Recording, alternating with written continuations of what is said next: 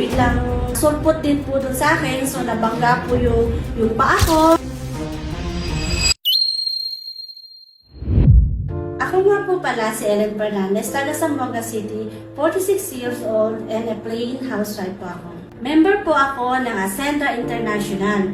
Kung paano ko po nakilala si Ascendra is may nag-introduce lang po sa akin about Ascendra at nagtiwala po ako 100% na makakatulong po ito sa akin at sa aking pamilya. And ang pinili ko pong package is Associate. Sa Associate po is may MVP po na choices. Kinuha ko po yun para din po sa protection, ma-protect po, ma-secure yung sarili ko. Ikukwento ko po sa inyo kung ano po nangyari sa akin. December 26, 2025, 8:20 PM po. Bali, papunta lang po sana ako bibili ng ulam. Nakamotor po ako and nakamotor din po yung actually nakabangga sa akin. Underage po. At that time, nag-sign U-turn po ako. So, hindi nila napansin na may sign U-turn ako.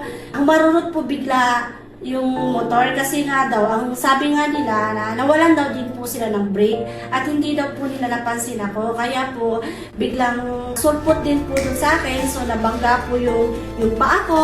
Pagkatumba din po ng motor din sa paa ko. Kaya, ito po yung nangyari sa akin. After nun, dinala po ako sa ospital. 4 days po ako na-admit. Yung bills ko po is talagang masakit sa bulsa. 29,000 po is malaki na po talaga yun para sa akin. Buti na lang, may Ascend Protect ako.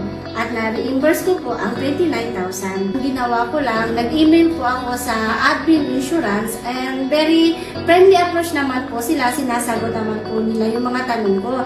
At sila na rin po nagpapalo up ng status ng claim ko. Malaking tulong ang pagkakaroon ko ng insurance dito sa Ascendra. Dahil doon, nabigyan ko ng protection ang sarili ko.